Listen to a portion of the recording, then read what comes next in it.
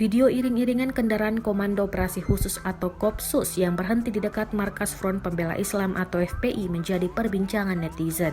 Salah satu unit komando pasukan elit TNI itu jadi trending topik di Twitter. Sebanyak 2.389 tweets tentang Kopsus pada Jumat 20 November 2020 pagi. Di tengah perbincangan ada yang mengira Kopsus bagian dari Komando Pasukan Khusus TNI atau Kopassus. Kopsus dan Kopassus memang sama-sama pasukan elit, namun Kopsus diisi oleh 3 matra di TNI. Kopsus TNI diresmikan pada 30 Juli 2020 oleh Panglima TNI Marsikal TNI Hadi Cahyanto.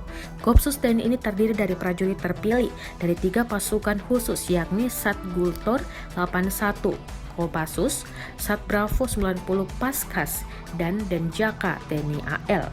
Bisa dibilang Kopsus TNI merupakan gabungan para prajurit elit tiap matra. Kopsus TNI yang bermarkas di Mabes TNI Cilangkap, Jakarta Timur ini dapat digunakan oleh Panglima TNI atas perintah Presiden.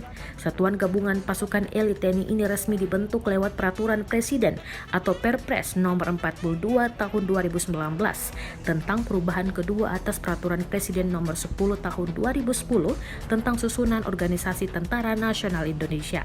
Adapun Kopsus TNI bertugas menyelenggarakan operasi khusus dan kegiatan untuk mendukung pelaksanaan operasi khusus yang membutuhkan kecepatan dan keberhasilan tinggi guna menyelamatkan kepentingan nasional di dalam maupun di luar wilayah NKRI dalam rangka mendukung tugas pokok TNI.